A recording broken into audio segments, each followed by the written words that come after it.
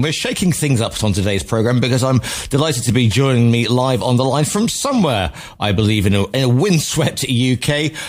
Dom Joly. Good morning to you, Dom. Good morning. I did not enjoy hearing your lovely weather forecast there. just let me put another piece of ice in the pina colada. Now then. Yeah. Yes. How are you? Good. Wet. Bedraggled, windy, but it's fine. It's good. It's what makes this country great. And in fact, it's time to get out and, the sun's just peeking through the window. It's time to get, it's a perfect time of year to get out there and enjoy the sunshine and to book a trip. And you've written a travel guide unlike any other, because what says a relaxing 2-week break somewhere than going off and debunking a few conspiracy theories? Yeah, I mean, it's not a travel guide. It's my 5th travel book, and I do tend to go to strange destinations like North Korea and skiing in Iran and stuff like that in the past. And this one, I decided to focus on that weird world of conspiracy theories, because conspiracy theories seem to be everywhere at the moment. And in my mind, sort of 10 years ago, even 15 years ago, conspiracy theories were almost funny, quite fun, harmless. The old ones of did we land on the moon, I don't know, Bigfoot, that kind of stuff. And suddenly everything's shifted a bit, certainly with Trump. Once Kellyanne Conway used those words, alternative truth.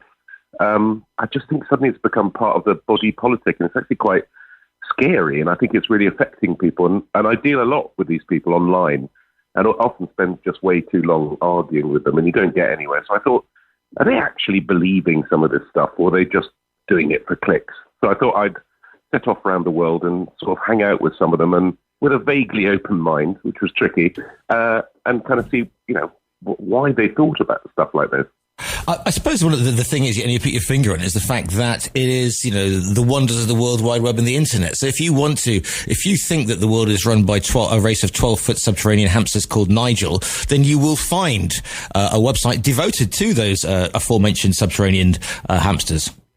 Yeah, I mean, very weird you say subterranean, because conspiracy theorists are unnaturally preoccupied with tunnels. There are so many different conspiracy theories about, tunnels where the Illuminati live and where they keep kidnapped children and all sorts of stuff. I have to say one of my favorite quotes from my book, if I can quote myself, is that in the old days, every village had an idiot. But unfortunately, because of the internet, they can now all contact each other, and it doesn't help. I mean, having said that, this book is not totally having a go at conspiracy theorists, because, a lot of them are smart people. They just overthink. And I think as humans, technically, we don't, a lot of the world is just chaos. It's complex and stuff happens. And I think as humans, we don't like to think that. We like to think there's a reason for everything. And so people try and make logical reasons for things that happen. And that's how they start to believe in conspiracy theories. And they like the idea that there's something behind it all. It isn't all just random.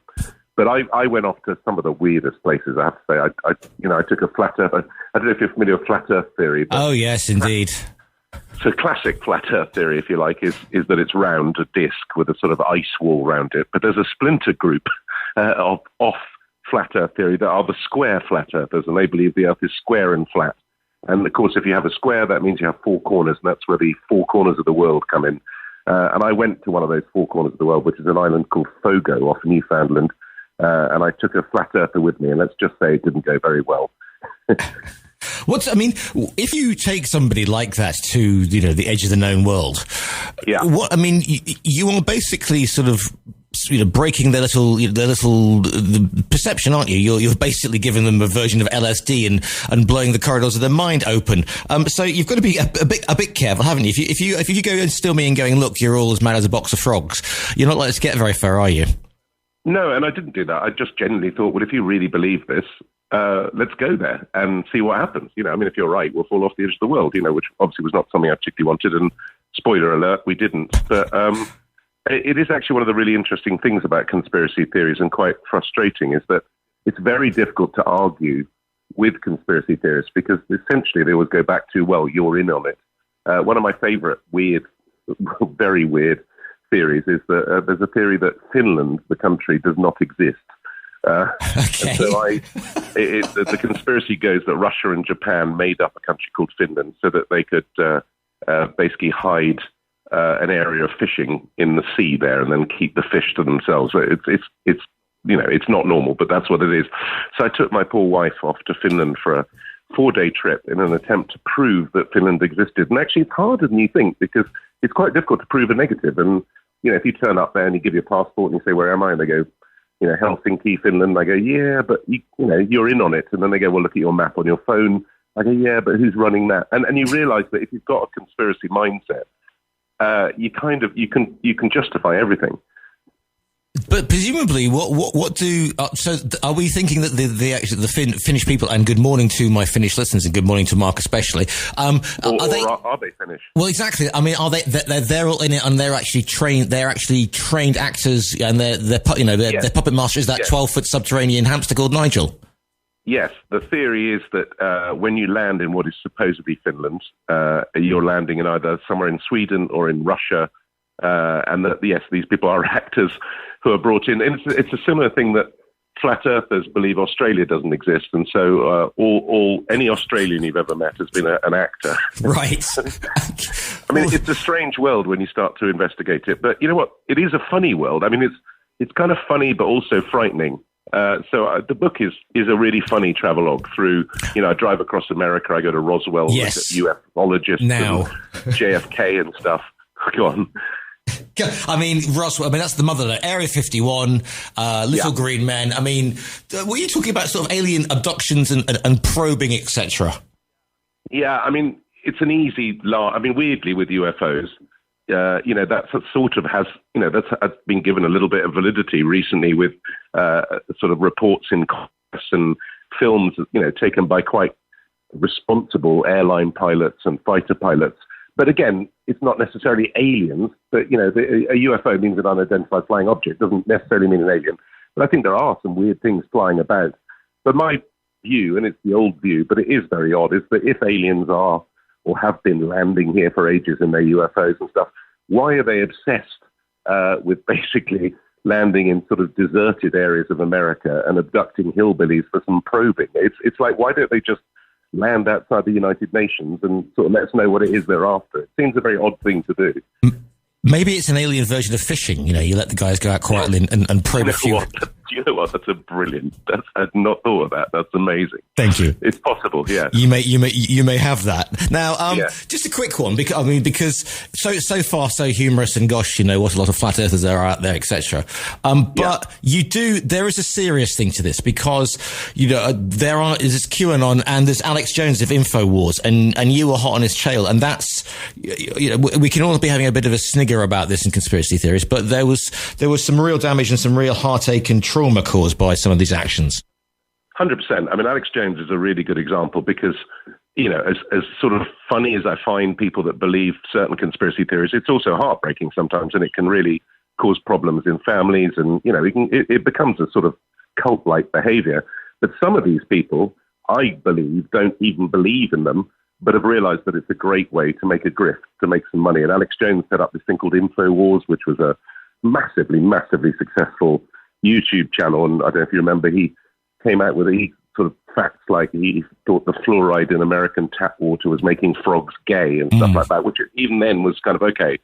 It's maybe difficult for frogs, but it's not, it's not a difficult. But then he went on and got worse and worse. Yeah. And he ended up challenging the validity of sort of mass school killings. And famously, Sandy Hook, he claimed that all the parents and the children killed in Sandy Hook were crisis actors, and the parents. I mean, can you think of nothing worse what happened to you in your life than your kid being killed in a school killing, and then to have people come after you claiming that you're lying and your kid didn't exist or they're still alive? And, these people are making massive amounts of money of it. So, yes, I really wanted to sort of talk to Alex Jones, because I really wanted to think, I think it is a grift, but, do you actually believe this stuff? And I hunted him around Austin, and I did finally have an encounter with him, which was quite frightening. This is the thing, isn't it? Because these people believe, passionately, to the point of fanatically. And if you turn over this particular stone, and again with the wonders of the internet, that makes, do you find yourself being now, if it's a stalked, trolled, and generally abused by them on the socials? Well, mildly. I mean, I'm stalked, abused, and trolled pretty much daily anyway. But I mean, the book comes out today, so I will find out. I mean, the book really, I'm not there saying I know anything about conspiracy. I just journeyed around it, having a look at it and stuff. But yeah, you do get people. I mean, they're a cult basically, and people do get very irate about it. You're always accused of being a shill, of being paid by Bill Gates. Bill Gates seems to be blamed for everything. Yeah. I mean, if I am paid by Bill Gates, I just love to know where to invoice. That's all. But unfortunately, I have no idea. I got somebody posted on one of my things, and they said, what with what's happening in the Middle East and whatever, is anybody keeping an eye on Bill Gates? And I thought that's quite interesting. If you think that this is all being put on so that Bill Gates can put another microchip in us all, then that's then fair play to you. But that's what's so extraordinary about the whole thing. I mean, weirdly, if you look at the Middle East right now, I don't want to get into that situation, but I mean, for instance, that hospital that was hit, in the old days, you would have, you'd have people that would investigate it, you'd have journalistic investigation, and you'd come to a conclusion. But as it was, some people reported it was an Israeli jet, other people reported that it was a Hamas rocket gone the wrong way, and both sides took their own truth, and that's it. And now we have this sort of weird world of alternative facts and your own truth, and that's very, very frightening, really. I mean, the idea that Bill Gates, for instance, there were people thinking with the vax that it was putting a microchip in your head, and you do just want to say, listen, Sharon from Peterborough, Bill Gates or anyone just doesn't care what's going on in your head. I mean,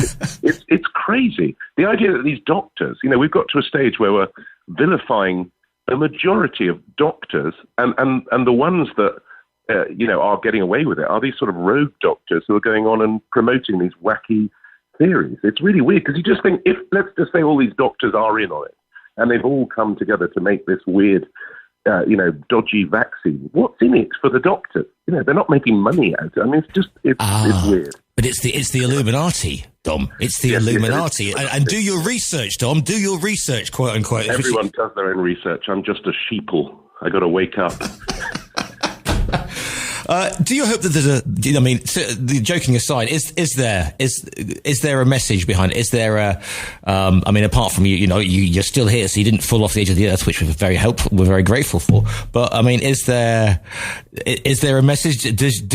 Has your research into the Illuminati illuminated you in some other way?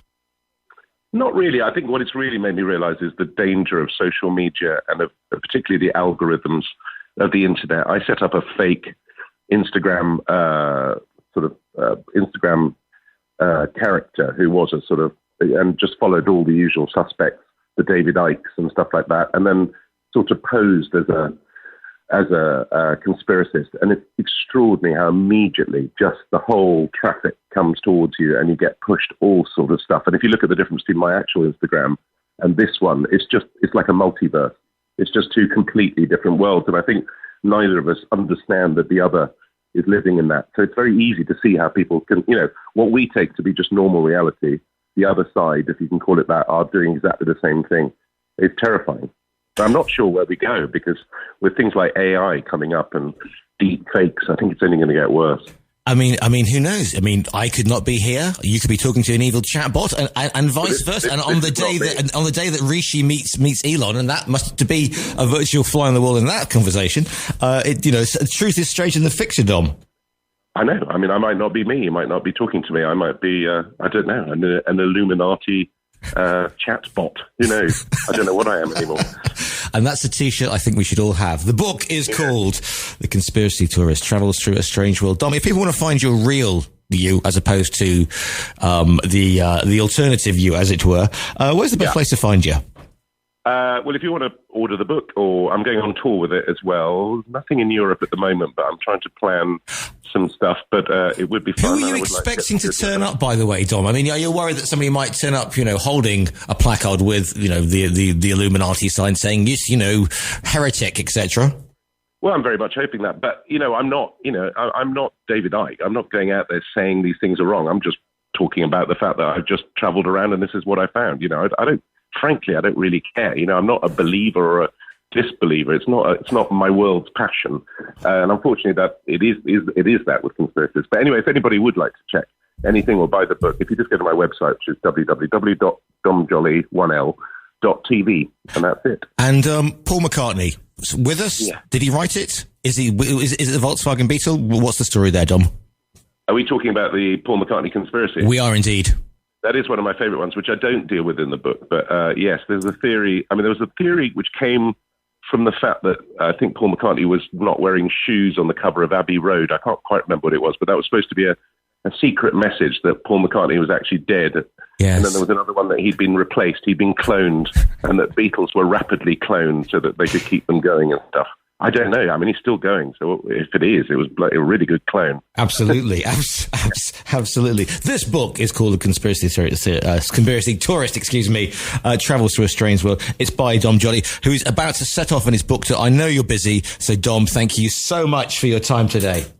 Well, thank you. It's also available on audiobook if people like audiobooks and if they're listening on radio. And it's read by me. And the only thing I have to apologise for is that I wrote a lot of dialogue down.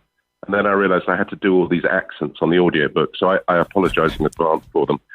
And the book will also be, you can also order the book via our own virtual bookstore. This book is called The Conspiracy Tourist. Gosh, I need more coffee. Correct. The Conspiracy Tourist. It's by Dom Joly. Dom, thank you so much for your time today. Brilliant. Thanks very much.